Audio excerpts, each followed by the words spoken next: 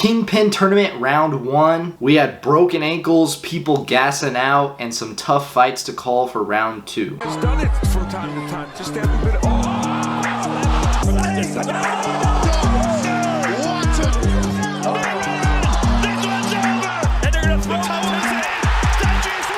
From the United Kingdom, the Nightmare.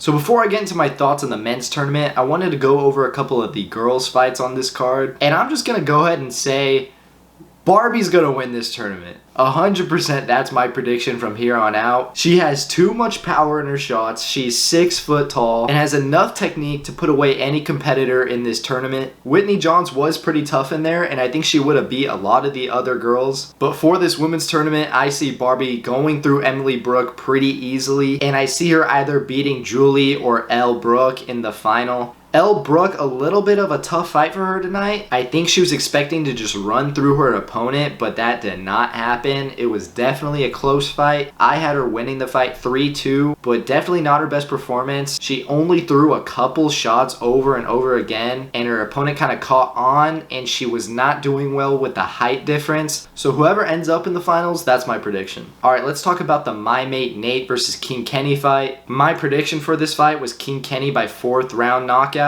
And he even beat my prediction. I thought he was going to come out looking different, but I was not even expecting this kind of performance from him. This was by far the best we've seen Kenny. He pushed the pace of the fight, had a lot of output, but stayed technical the entire time. He did not get reckless at any point in this fight. Nate was clearly not on the level as King Kenny, and I'm very glad to see Kenny take this step forward in his boxing career. You can tell him and Daly 100% learned from their mistakes in their last loss, and I'm excited to see the fight between him and Winderson. That will be a great fight. Happy for Kenny. He deserves it. Great win there for Kenny. Up next was Jarvis versus Tom Zanetti. And I'm just going to say I was wrong on this one. This was the only one I got wrong for the men's tournament predictions. I had Tom Zanetti winning this by a 3rd round knockout. And clearly I was wrong. Tom Zanetti's cardio and gas tank just completely let him down in this fight. He looked good for the first 2 rounds. I actually had him winning the fight.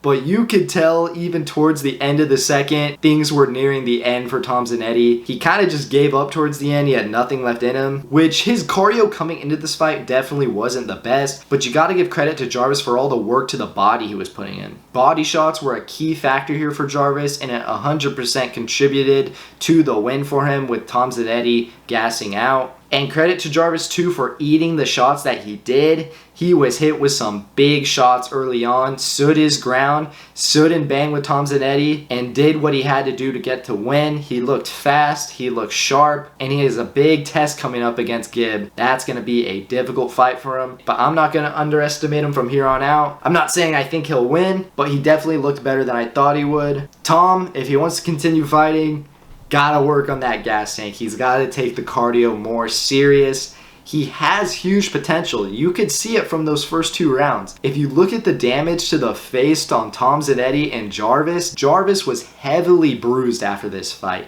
Ate a lot of shots, but you can clearly tell he looked like the more technical boxer, and he was in great shape, which led him to the victory. Good win for Jarvis. Then we had a fight outside of the tournament, which was Ed Matthews versus Blueface. And I enjoyed this fight. It was actually one of the more entertaining fights, I thought. I think Blueface brings a lot of entertainment to the space, and he also takes it pretty seriously. He looked pretty good out there. He could have utilized his reach even more than he did, but he was ready to brawl. He was ready to stand and bang, and ultimately got the win. And maybe we'll even see him enter the tournament if Austin McBroom can't go on. But if he were to step up the competition, he could have a good chance. He just has to come in with more of a game plan. He looked pretty good though, and I was impressed. Then we had Winderson versus Felipe, and wow, was this entire crowd here for Winderson pretty much. This was an all Brazilian crowd. Winderson and Julie had the biggest cheers and chants out of everyone in the tournament pretty much combined. After the Whindersson fight, a lot of the fans left the stadium for the main event, and Whindersson did not disappoint here. He looked sharp. He looked very technical. He had a lot of patience, and I was really impressed with the way he was picking his shots and how accurate he was with the shot selection. We didn't even get to see all he has to offer.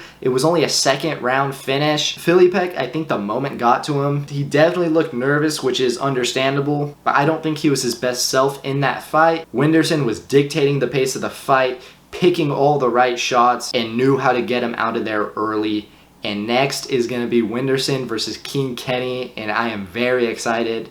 That one's going to be a hard one to predict because I still feel like there's a lot of unknown with Whindersson. But one thing that's for sure is that he is a huge star. Definitely the biggest star on this event, and he most likely will be the main event for the next card. Great fight for Whindersson. I'm excited to see him in that second round. And then finally, the main event, Austin McBroom versus Anisan Gib 2. And this fight was going really well. It was a very close fight, a very technical fight. It was a chess match 100%. Both guys going back and forth, very evenly matched for the first 2 rounds. I had it 1-1 going into the third, but I could have seen it 2-0 for Austin McBroom. So Austin came out with a good game plan. He was definitely more defensive than he was in the first fight. You could tell he respected Gib going into this one and did not want to get hit by a big shot. Both guys had respect for one another. This fight was looking like it was going to be the best fight of the night. But unfortunately, we had that accident in the third round.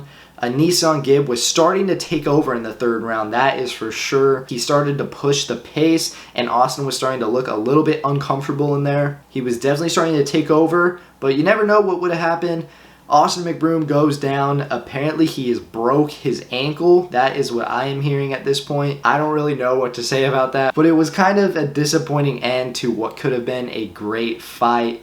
Anticlimactic finish. It's not Gib's fault. He got the win at the end of the day, and he's on to round 2. But Austin was looking sharp. Gib was taking over in that third round. I would have liked to see this one go on. Overall, a pretty good event today. A little bit of weird endings on a couple of the fights, but overall, great event. I'm excited to see round 2. Subscribe for more boxing updates and content. If you feel like it, that would be pretty cool. The support is much appreciated. Thank you for watching. Peace.